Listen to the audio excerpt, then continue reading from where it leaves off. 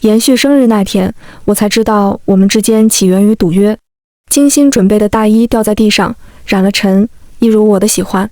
分手后，他污蔑我拜金，堵住我的活路，逼我下跪，迫我回头。后来牛郎店里的鸭子排成一排，最前面的分明是延续。他跪在我的身前，哀求着：“妍，选我好不好？”蓝夜色305。延续的短信非常简短，简短到不像他的口吻。想到他多日的冷淡，我压下那一丝怪异，连忙打车过去。蓝色的礼盒放在腿上，里面是准备好的生日礼物。我们已经有1个月没有说话了，我明白他这是冷暴力，却依旧想着借此机会好好谈一谈。和好的憧憬与祝贺的话在我脑子里来回打转。临近门口的时候，我心中还有些胆怯，深吸一口气，准备开门。门刚推开缝，延续的声音飘了出来：“我怎么可能真的喜欢他？你们都懂，赌约罢了。一辆车也算是值了。”我突然就不敢动了，目光偷偷朝里面望去，难以置信。最中间坐着的正是延续，熟悉的眉眼我曾经虔诚地吻过许多遍，如今烟气缭绕，我有些看不清。他旁边的人顿时大笑，像是看了一场喜剧，高高在上的点评：“延续不愧是你，就连那种书呆子也能够手到擒来。可不是吗？距离我们的赌约还有半个月呢，您妍居然这么快就沦陷了。”旁边的方程更是一脸鄙夷，贬低着我的全部。宁妍可是让我赔了一辆车呢，真是配不上我的车钱，够随便的。泪水早已经蓄满了眼眶，朦胧中我看到方程吐出一个烟圈，随意地问道：“延续，他怎么样啊？不如你们分手后，我把他接手过来。”酒吧里乱腾腾的，后面延续说了什么我已经听不清了，只记得男男女女的笑声在耳边轰鸣。赌注、车，所有的一切仿佛都成了筹码，我像个商品一样被扔上秤，被人挑挑拣拣，恶语连连。手中的礼盒摔在地上，精心挑选的大衣露出一角，沾了灰尘，一如我的爱情。谁呀？门内的人听到了声响，将门拉开，不同的世界突然连通，衣冠楚楚的他们，满脸狼狈的我。原本端坐在中间的延续站起身，脸色不善：“你怎么在这里？”“我为什么在这里？”我苦笑一声，反问道：“不是你叫我来的吗？”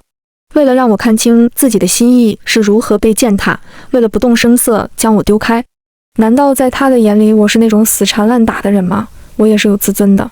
泪眼朦胧中，我看到延续走了一步，可他的身影很快就被方程挡住。他一如既往的浪荡，衬衫扯开2个扣子，怜悯地看着我：“宁妍，真是对不起呢，拿你打赌是我提出来的，不过我也没想到你这么快就沦陷了，还真是简单呢。”方程，延续出声制止了他。方程无所谓的耸耸肩，继续看着我出言讽刺：“方舟最近成绩进步了不少，看来你们每周关门辅导很有效果呀，不如你也来教教我吧，我也想拿个奖学金玩玩呢。”哈哈哈哈！一群人轰然大笑，每个人的目光都变得不屑，恶意在我的身上流连，放肆打探。明明是再正常不过的兼职，落进他们的口中却说不出的龌龊。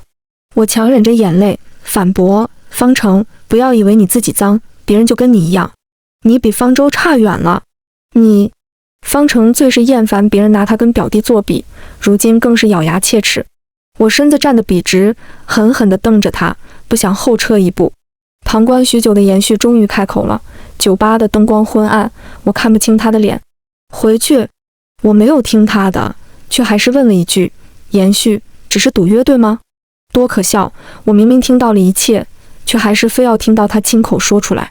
他漂亮的眉眼皱起来，曾几何时我最是喜欢他的眼睛，抚摸过，亲吻过，如今却只觉得遍体生寒。是。他没有躲避我的问题，赤诚的回答，却更让我明白自己的真心错付。眼泪终于不受控制地从眼边流下，他没有安慰，反而指责着说：“怎么这就哭了？他们说的不对吗？你不就是一个随便的人吗？我可以，方舟也可以。”我的手因为这一巴掌发麻，他白皙的脸上顿时起了红痕，周围的笑声也停下，一群人围在左右，目光不善。延续或许还保留着最后的善意，又或许只是不愿意留下一个仗势欺人的恶名。他拦住上冲的众人，压低声线冲着我喊：“回去！回去！回哪去？”我懒得再跟他纠缠，只当是踩了屎，何必越弄得满身脏。延续，我们完了，分手吧。说完，我头也不回地离开，来时珍重的礼物被当作垃圾一样扔在原地。我迅速收拾了所有的衣物，逃一样的离开住所，那个我看成小家的地方。我太狼狈了，尊严让我只想躲避，随意在街边找了个小旅馆。200块的住宿费，榨干了我银行卡里的最后一点钱。而那件耗费了我几个月工钱的大衣，只怕已经进了垃圾桶。我给自己一个夜晚的时间宣泄，任由泪水流淌，一滴滴藏进棉被，哭得累了，迷迷糊糊地睡了过去。梦中居然想起了我们的初遇。初冬时的活动，单薄的旗袍能够多赚几百块的酬劳，许多人都被寒风劝退，只有我选择坚持下来。没办法，我要赚钱的。灰败的天，呼啸的风像刀子刮着我的每一寸肌肤，双唇忍不住颤抖，却要保持微笑。宾客被迎进报告厅，暖风从敞开的门中吹出来，不过片刻又被关住。肌肉早已经僵硬，就连挪动都失了平衡，差一点要倒下。突如其来的一只手攥住了我的胳膊，将我搀扶住。我来不及道谢，就撞进一双含笑的眼睛。眼前的少年金贵中带着一丝清冷，偏偏生了一双桃花眼，看谁都带着似醉非醉的朦胧。谢谢。我一边道谢，一边抽出自己的胳膊，拉开我们的距离。他没有阻止，只是淡淡的瞥了一眼我冻到发紫的肌肤，一言不发地将大衣罩在我的身上。不，我的话还没有说完，他已经推开了报告厅的大门，在众人的簇拥下坐到了前排。他的大衣仿佛成了一个讯号，让原本颐指气使的学长对我突然变了态度。宁妍妍，回去吧，你的任务已经完成了。实际上说的是站够半天，突然的下班让我有些措手不及。想要还衣服的时候，大门又一次关闭，将我们隔绝开来。我连忙回宿舍换了保暖的衣服，将大衣精心放进袋子，准备还给那位陌生人。可我却没有再看到他。昂贵的大衣被我珍重地挂起来，自然而然地引起了舍友的围观。深谙奢侈品的赵家一眼看破，尖叫着问：“你怎么会有延续的衣服？”这不是我第一次听到延续的名字，毕竟女生宿舍里不会少了男生的话题，而延续这个名字被提起的概率口红。只是知道与认识还是隔着不小的鸿沟，那些听过的溢美之词都与少年的脸贴合在一起，不突兀，和洽得很。赵家主动与我交谈：“宁妍妍，你能不能让我把衣服还回去啊？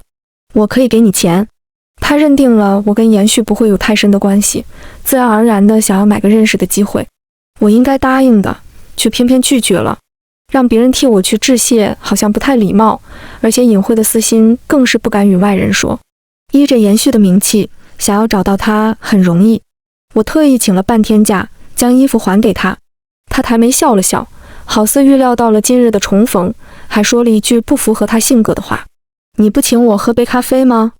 我诧异地抬头看着他一本正经的脸，突然语塞。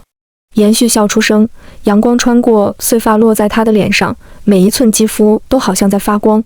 我心动如鼓，久久回想。接下来的一切水到渠成，顺利的不可思议。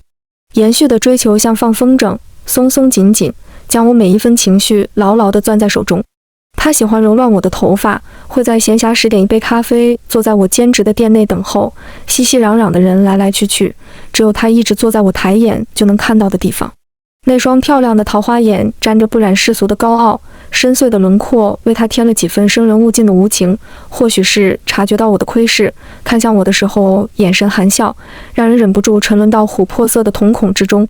我心动了，在他告白的时候含羞得接受，在众人诧异的目光中将爱意宣之于众。其实我何尝不清楚我们之间的差距，那件他随手披在我身上的大衣足够我一家一整年的花费。但是初恋的孤勇让我忘记一切，单枪匹马。赵家暗恋失败，愤愤地刺了我2句：“宁妍妍，你们并不合适，也不是一个世界的人，早晚会分开的。”我一腔孤勇地反驳：“赵家，这与你无关，至少此刻的我们的爱是跨过世界的。”赵家没有再多说什么，只是原本疏远的关系变得更加陌生。天亮了，梦醒了，可生活还要继续。我盯着红肿的眼睛回到宿舍，在众人不解的目光中收拾好了一切。舍友在无声中交流着眼色，窥探着我的秘密。很快，一切被公之于众。昨晚的视频莫名其妙的在表白墙爆出，尤其是延续的那句“怎么这就哭了”，不停被重复。所有人都看见了我的窘迫，课堂上的望过来的目光大多是嘲笑。人们听惯了灰姑娘的童话，却又对现实的破裂喜闻乐见。还有些好事者上前询问：“宁妍妍，延续真的是为了赌约才跟你交往的吗？”我厌烦的抬眼，眼神中沾染着怒气：“关你什么事？”在大庭广众下的他被刺了一句，觉得自己输了面子，梗着脖子大声叫嚷，仿佛这样就能赢回一局。怎么，你被人耍了还不允许别人问一句啊？如果你不是为了延续的财力的话答应的话，又怎么会被耍呢？我不明白，明明这一切都是延续和好事者的错，怎么到了他们的口中，受害者还成了始作俑者？我站起身，朝着那人走了一步，反驳道：“怎么你又知道了？你怎么就这么聪明呢？你以为你站在这里问我，谴责我就光明正大、义正言辞了吗？其实你这种人才是最小人。你应该明白这件事情，从头到尾我都是被蒙蔽的，错的是打赌的人，错的是延续这种欺骗感情的人。你不敢去问他们，所以在这里逼问我。但凡你有点骨头，都不至于如此软弱。”众人哄堂大笑，可能是认同我的话，也可能只当是看个笑话。那人被气得说不出一句完整的话，却又不愿意在众人面前输掉这一局，目光躲闪中突然发光，朝着后面不知何时出现的延续高声喊道：“延续，你来得正好。延续，你说宁妍妍在你们交往中有没有收过你的钱？”他固执地将话题摆在钱财上，癫狂地想要将我踩到泥中。所有人的目光都集中到延续的身上，只有我没有回头。已经结束了不是吗？多看一眼都是矫情。而且我自以为还算了解延续，他最是不屑于撒谎。然而我还是想错了。延续看着我的背影，开了口：“他收过。”我震惊地转过头，看着那双熟悉的眼睛，满脸震惊。他分明知道的，所有与他有关的东西都被我留在屋子里。我们之间何曾有过金钱的交易？我有些恍惚，猛地回头看他。我们之间隔着几排课桌，却又仿佛隔着天堑。原来我不光没有看清他的感情，更没有看清他这个人。他的目光一错不错地看着我，仿佛在等待我的求饶。我突然就想起之前兼职太多，忙得没时间陪他的时候，他随口说着：“你干脆辞掉所有的兼职，就陪着我，我给你钱。”或许从一开始他就从未看得起我，情爱是假的，尊重更是从未有过。教室里人群又开始嘈杂，那人得意地看着我，不再说话。所有的一切都已经被盖棺定论，人们更愿意相信出身良好的延续。金钱、权势，人人趋之，而沾染着这些符号的延续，开口的每一句话都被捧成金口良言，无人去听弱势者的哭喊。我几乎在一瞬间成了人人喊打的老鼠。他们讨论着我的拜金，讨论着我被玩弄的感情，就连我日夜学习的成绩都成了被质疑的对象。可我没想到的是，为此我还失去了即将到手的奖学金5万元。公布的名单上，原本属于我的位置被同宿舍的人替代。QQ 群里的恭喜在我的伤口上撒了厚厚的一层盐。刘瑾在宿舍里招呼着人一起聚餐，还不忘怜悯地看着我：“宁妍妍，你要不要跟我们一起去啊？”我没忍住找了班长询问：“班长，之前我不是在名单的第1位吗？为什么突然换人了呢？”班长跟我绕着弯子：“人家刘瑾更需要这笔钱啊，你不要太计较，毕竟你的成绩还能拿更多呢，偶尔也要给别人一点机会。”我简直要被气笑，问道：“可这是我辛辛苦苦考的分数，为什么要让？他们的机会应该是自己争取，而不是强迫我退让。”班长也不再客气，直接说道：“你怎么事情这么多？现在已经公示了，改不了了。”说完，他直接把我拉黑，红色的感叹号刺眼。没多久，宿舍里也开始小声讨论，尤其是刘瑾，直接指桑骂槐。有些人就是拜金，私底下不知道是什么货色，上台领奖的话，简直是给我们学校是丢人。怎么就丢人了呢？我明明只是谈了一场恋爱，就算痴心错付，也不该落得人人喊打。我去找了导员，办公室里来来往往的人有意无意地朝我的方向偷看，准备看笑话的人更是格外的多。导员喝了口杯中的茶水，意味深长。宁妍妍，你成绩确实不错，可是这毕竟是方氏集团冠名的奖学金，我们提交学生名单也是要慎重考虑的。我不明白，国家奖学金我都可以拿，为什么冠名的就要慎重呢？导员继续说道，你也知道的，方家的那位也在我们学校就读，我也是无能为力呀。方成，所有的一切好像都清楚了。导员叹了口气，像看一个误入歧途的恶人，劝诫道，宁妍妍，老师知道你很优秀，但是要先学会做人，才好做事，你说对吗？什么叫先学会做人？我惊讶地看着导员，难以相信这是从他口中说出的话。导员，我觉得我做人做得挺好的，是坏人当道罢了。导员的脸顿时阴下来，水杯重重磕在桌子上，吸引了全部人的目光。接下来所有的话，任谁都能听得到。宁妍妍，别人都有错，你就清清白白是吗？你还不知道吗？你拜金收男人礼物的事已经传得人尽皆知了。老师愿意给你面子，不戳破你，你就偷着笑吧，居然还不认错。我教了这么多年学生，就没见过你这种德行有亏的人，居然还有脸找我问奖学金？没有，有也不会给你。他洪亮的声音在整个办公室来回游荡，自带回响。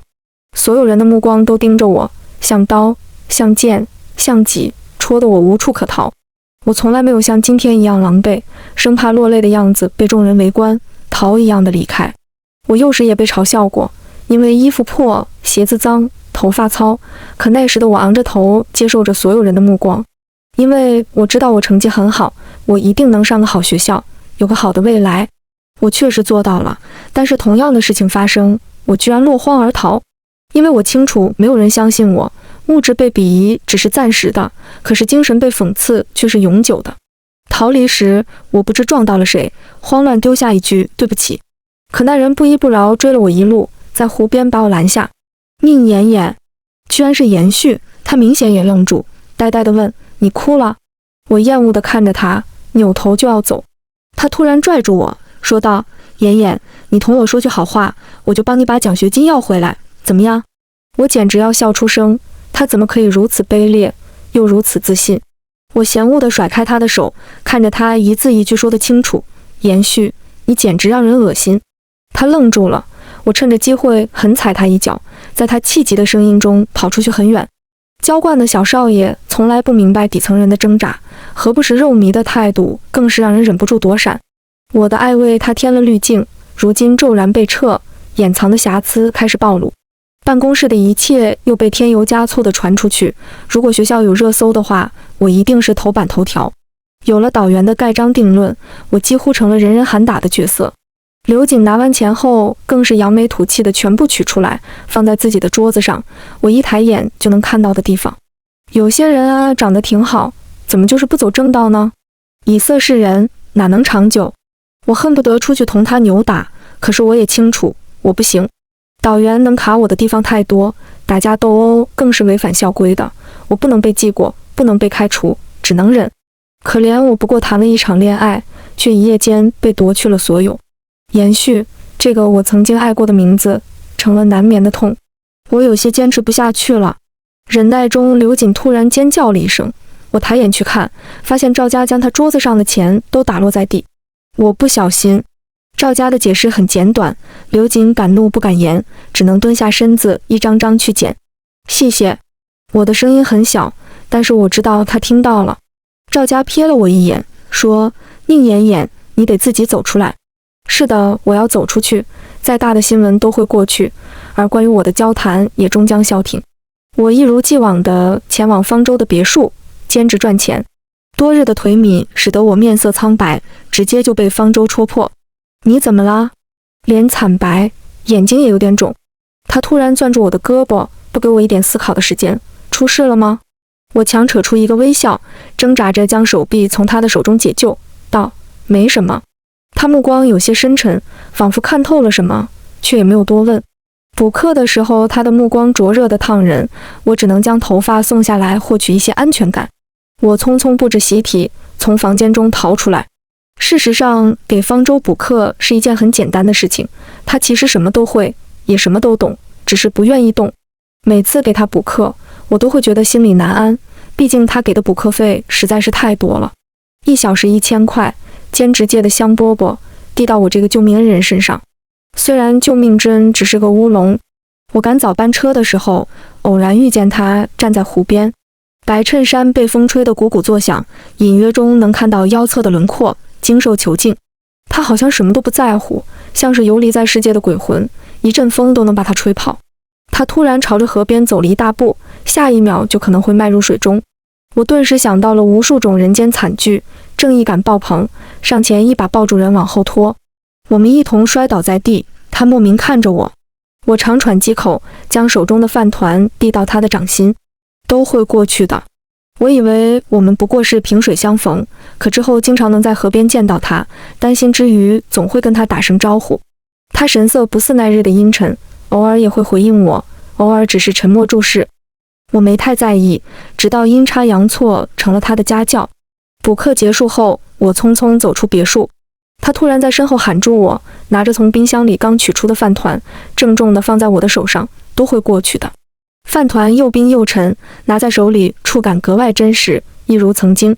好似轮回，我送出的饭团重新回到我的掌心，真实的触感突然给了我新的勇气。会的。你们在做什么？延续不知从哪里冒出来，一脸愤愤地看着我们。方舟直接挡在我的身前，高大的背影将我拦了个严严实实。延续反而更生气了，暴躁的样子哪里还有往常的清风霁月。宁妍妍，你好得很，这么快就找到了下家。方程说的没错，你就是三心二意，谁来都行。方舟上前几步，直接拽住他的领口，拳头直接挥下去。延续一时没有反应过来，硬生生挨下这一拳。你……他转身想要扭打，我连忙插入到他们之中，挡在方舟面前。他硬生生停住拳头，漆黑的瞳孔里闪过一丝暗淡，我只当是自己看错了。延续，你能不能不要胡闹？我胡闹？他仿佛听到了什么笑话，想要笑，可是脸上挨的那一拳着实很痛，笑得跟哭没什么两样。宁妍妍，是你在闹吧？这几千块钱是非要不可吗？还是说你看中的不是钱，而是你后面这个人？他……我一巴掌打在他的脸上，没有一点犹豫，也无一点喜欢。延续，你龌龊可以，不要以为所有人都跟你一样。说完，我冷笑一声，讽刺道：你很清楚，我没有拿你的一分钱，反倒是你污蔑我拜金。事到如今，你怎么还能如此正义凛然，高高在上？他明显有些心虚，解释的话都有些苍白。我只是想要你跟我服个软，对，只要你服软，我自然会帮你解决一切。他的狡辩让我怀疑我曾经的眼光，怎么就一颗心再到他的身上？延续，你的爱是假的，你的心是黑的，你是配不上我的。他目光很复杂，有震惊，有痛苦，有后悔，但最后都成了恼羞成怒。他逼问，那谁配得上你？他吗？他一个被架空的继承人也配？总归是比你好的，谁不比你好呢？延续后退几步，张口想要说话，结果一个字都没有说出来。方舟又一次站到我身前，我看不见他的表情，只听到他清冷的声音：你算什么男人？天之骄子哪里接受得了如此侮辱？延续丢下一句：你会后悔的，落荒而逃。我不会后悔，绝不。可我没想到磨难来得这么快。电话里母亲的哭声一刻未停，父亲突然断腿的消息像是一个霹雳。10万，跟冠名奖学金一样的数目，连京城里1平米的房子都买不起，却可以买父亲后半生的完整。我借遍了所有能借的钱，凑够了7万，其中还有赵家的1万。他什么都没有说，默默地转账给我。我站在他床边道谢的时候，他的声音还是一如既往的娇蛮。我主要是怕自己乱花钱，借给你防患未然。我知道他是善良，只是傲娇不肯说不来罢了。只剩下3万，我翻找通讯录的时候，突然想到了送给延续的大衣，国际品牌，经典款式，买的时候只想着他穿惯了大牌，所以刷卡的时候也没有心疼。如今我想要回来卖个2手也不错吧。酒吧里的人说那件大衣被延续拿走了，兜兜转转，我回到了曾经一同居住过的地方。我试探地输入自己的生日，门开了。他没换密码，只是屋子里乱糟糟的，地上有碎片，有酒瓶，乱得一塌糊涂。我小心地躲过地上的危险，朝里面走去，只见客厅的茶几上正摆放着那件风衣，它的周遭也是干净的，我长舒一口气，应该能卖个不错的价格。我拿起来准备离开的时候，卧室的门突然打开了。延续赤裸着上身，擦着头发，正要往外走。看到我，他明显也愣了一下，惊喜的神色在看到我手中的风衣后戛然而止。我尴尬地侧过脸，犹豫后还是说道：“抱歉，我只是回来拿东西。”我想要走，可他将我直接堵在墙边。沐浴后的身体还带着香味，那是我挑选的沐浴露。你来就是为了拿走这件衣服？他说话时的气体喷在我的脸侧，避让不开。我只能尽量不看他。他突然攥痛我的手腕，竭力压着怒气。宁妍妍，你这是入室盗窃，我可以告你的。我简直不敢相信自己听到了什么，满脸荒唐地看着他。延续，这是我买的，刷卡记录我都有，不算盗窃。可是你已经送给我了。我现在不想送了。不可以。他有些歇斯底里，送出去的东西怎么可以收回去呢？我不同意。你的分手我也没有同意。说完，他用力抱住我，声音突然低下来：“妍妍，我们不要分手好不好？我不计较你跟方舟的事情，你也忘了我犯的错，我们重新开始好不好？”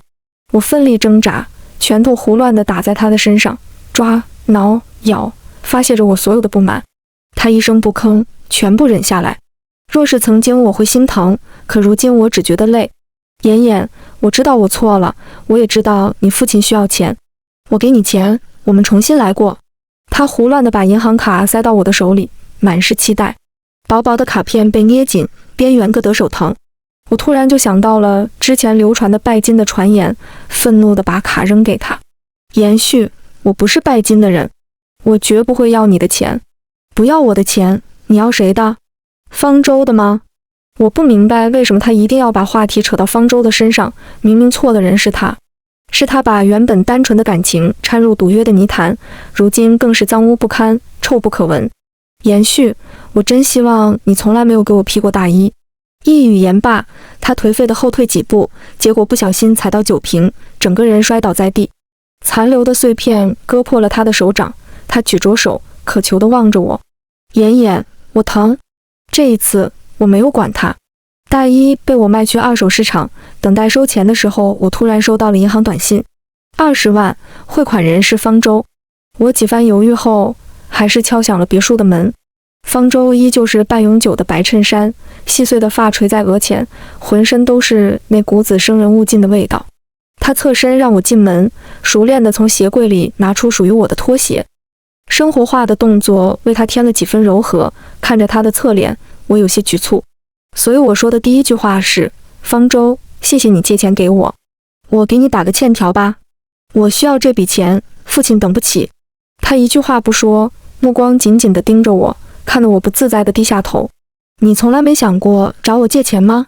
怎么会没想过呢？我的手指曾经几次犹豫地放在他的电话上，只是一次也没拨出去罢了。我不是石头，能够感受到他的试探与掩藏的喜欢。爱情太重了，受伤的我没法给他承诺，也做不到第一时间的回应。或许是我长久的沉默让他有些不满，薄唇紧抿，冷冷地说：“我不要你还钱，我要你。”白日霹雳不外如是。我抬头看着他，完全不敢相信这种话是从他的口中说出的。我不卖身。我警惕地看着他，双手环抱胸前。呵。他唇角终于露出些弧度，挑眉得意，活像个恶作剧成功的小屁孩。你脑子里在胡思乱想什么？我是要买你当我的员工，你毕业后来帮我抢回方式，如何？我面色通红，一面是羞，一面是恼，却又忍不住说：那这钱好像少了点。毕竟 S 大的学生，20万一年都算是少的。方舟突然大笑出声，不顾形象地靠在沙发上，漆黑的瞳孔里突然多了些光亮。好不容易笑够了，又说道：放心，跟在我身边，不会亏待了你。再说了，你就不想报复一下方程吗？你怎么知道？知道我缺钱，知道我被方程欺负，甚至算准了我走的每一步。宁妍妍，我什么都知道。他意有所指，而我只觉得自己被一张天大的网罩住，逃不脱身。方舟很怪，他总是淡漠地看着世间的一切，仿佛什么都不在意。他不高考，也不工作，固执地当个高3生、高4生。我出的题他都会做，只是不在乎。优渥的家世足够支撑他所有的任性，背后的恶人更巴不得他一辈子躲着不出去。他像是游离的魂魄，半分不染，无处可归。我们签下第一份合同的时候，他送了我一个礼物，是一份视频。视频里导员谄媚地收下了别人的贿赂，风波闹得不小，正赶上巡查，导员不出意外的被辞退了。新导员是一位颇有江南韵味的女子，她柔和地递给我一个册子，让我好好考虑。交换生去往美国，方式赞助。我没有犹豫，填报完所有的资料，只剩下离开。金融行业自然是要去最危险的地方厮杀，才能脱胎换骨。我输掉的感情与自尊也必须我自己拿回来。离开的时候是艳阳天，仿佛老天都在恭贺我的离别。只是不知延续从哪里知道了我要离开的消息，在机场大喊大叫。他身上的衣服皱巴巴的，头发不知多久没有搭理，乱糟糟一团。他一边喊着我的名字，一边在人群里乱窜，还因为将别人错认成我，被对方的男友一把推在地上。他比上次醉酒还要狼狈，可我看着只有畅快。那日我站在酒吧门口，也曾如他一般被人打量嘲笑，如今也不过是天道轮回。异国生活没有一点不适，相反的，我简直爱死了这种无人知晓的孤寂，恍若一个流浪的剑客，四处游荡，等待着宝剑出鞘的那刻。只是某天夜里，我突然收到了方舟的消息，是一个链接。打开后是熟悉的人，满脸苍白，对着镜头道歉。延续说了很多，说赌局，说我并不拜金，说希望我原谅。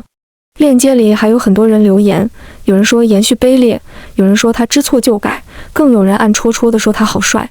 总归骂的还是比较多的。5分钟的视频，我翻来覆去的看了10几遍，泪流满面。为已经死掉的那个满心赤诚的我，他想要原谅，可我凭什么要让他如意？第2年，方舟来了，作为我的学弟。8月15的时候，我们聚在一起，喝着酒赏月。其实没什么好看的，只是异国他乡，难免会有些想家，更想着回去之后的大杀四方。也是这个夜晚，我知道了方舟的过往。那是一个比狗血言情还要狗血的爱恨情仇。他的母亲本是方家2少的爱人，结果被方家老大看上，强迫着娶进门。2少借此得了不少的利益，可又不甘心，勾引已经是自己嫂子的昔日爱人。他们弄断了大少的刹车线，可大少选择带着他母亲一起死。就这样，方舟5岁的时候就继承了父亲所有的股份，只是碍于没有成年，所以集团一直被2叔，也就是方成的父亲掌控。他为了不让方舟拿回方氏集团，将他捧杀，听之贯之。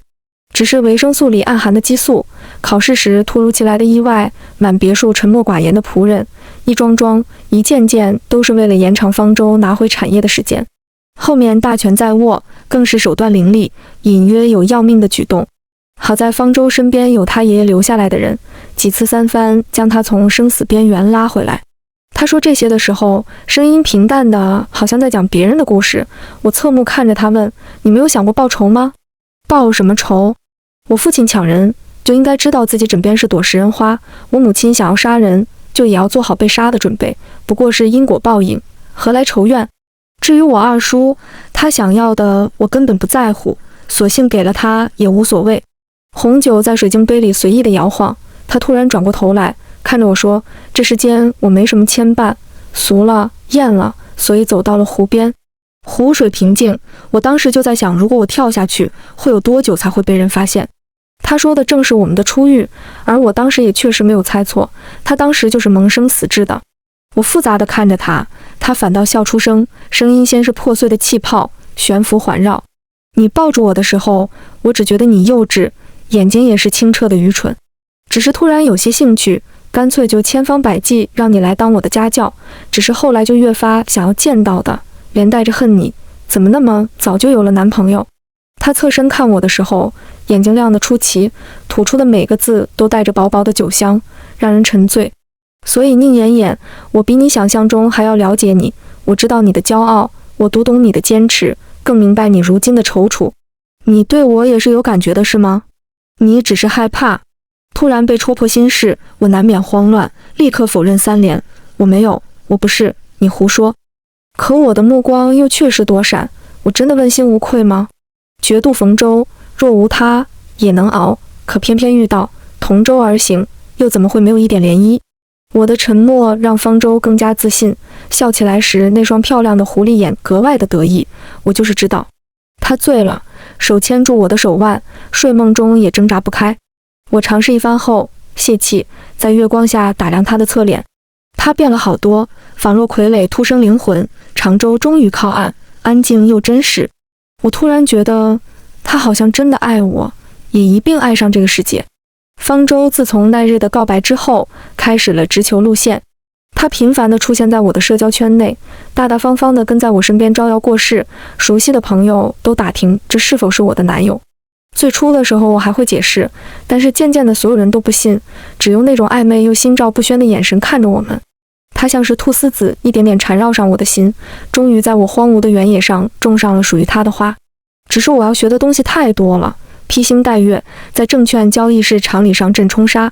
短短几年，我见过太多人一飞冲天，也见过许多人一朝成泥。好在我还算幸运，积攒出不少的经验，也拿到了足够多的荣誉。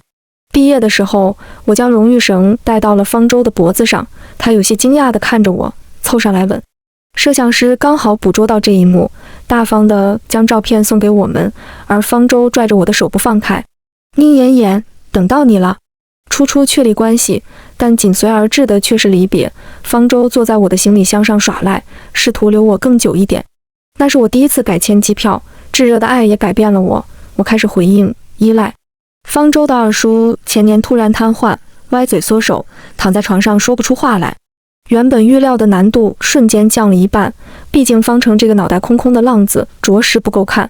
因此我的入职格外顺利，方舟的支持，足够的资本让我立刻站稳了位置，招兵买马更是刻不容缓。我穿过应聘的人群时，恰好碰见几个熟悉的面孔，大多是方程的狗腿，还有曾经的舍友刘瑾。他们见到我明显也有些意外，或许是看我身上素净，便以为我也是来应聘的。曾经将我踩入过泥泞旁观者，此刻依旧嚣张。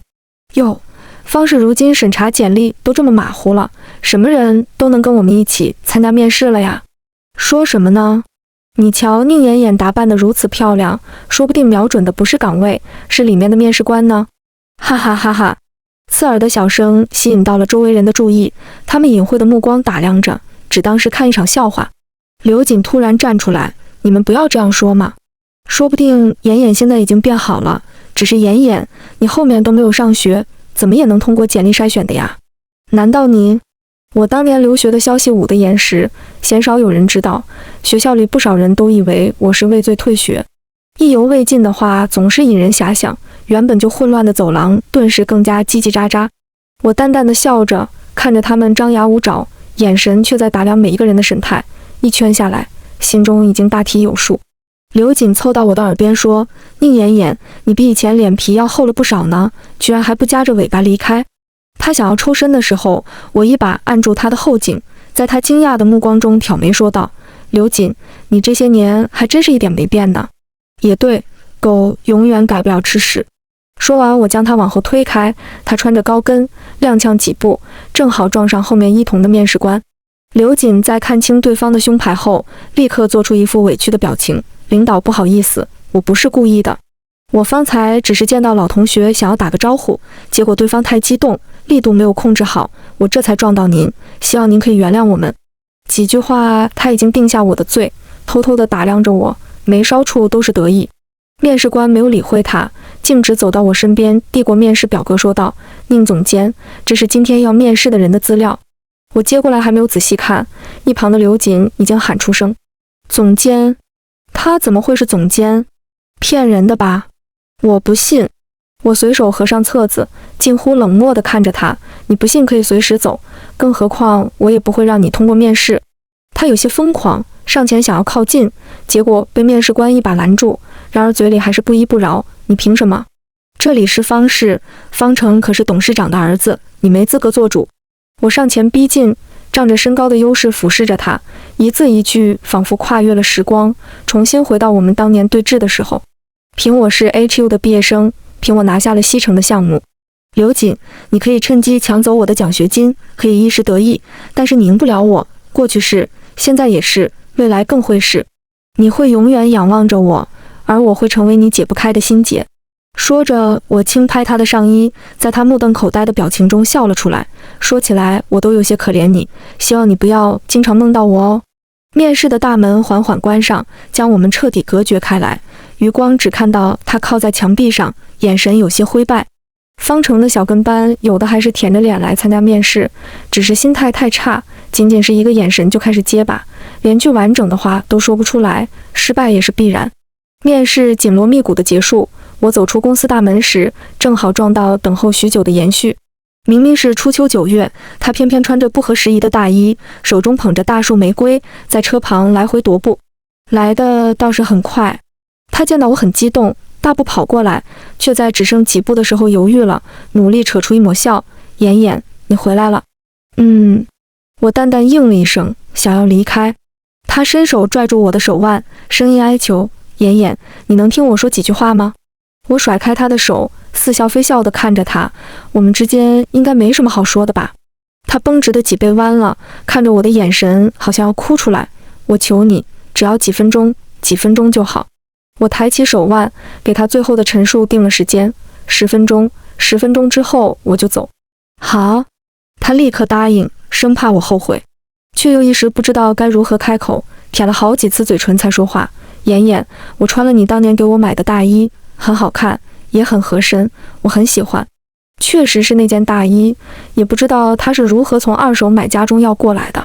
大衣的边缘已经毛躁，尤其是衣领的地方，明显要比其他地方透亮一些，一看就是经常被抚摸，导致那一块格外不同。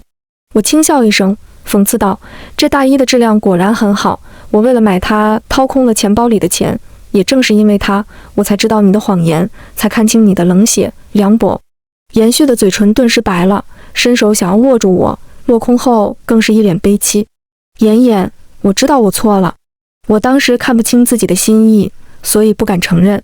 实际上我早就爱上你了，爱上我，所以污蔑我贪图你的钱财，爱上我，所以为了几万块逼迫我跟着你。延续，这就是你的爱吗？他的背已经彻底弯了，声音带上哭腔：“妍妍，我知道我错了。去机场的时候，我恨不得跪在你的面前，可是我没有追上你，我找不到你了。后来方舟来找我，骗我只要录了道歉视频，就可以告诉我你的近况。我录了，可是他什么都没有告诉我。”方舟，心头的名字被提起，我才知道原来道歉视频也是他的手笔，心中一暖，连表情都变得柔和。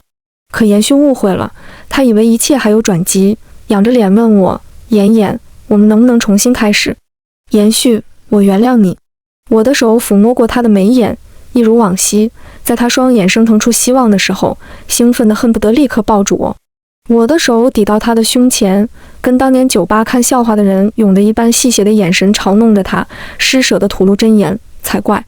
他带来的玫瑰不知何时掉落在地上，整个人蹲在地上颓然哭泣，嗓音里都是哀嚎的绝望。延续，你在做什么？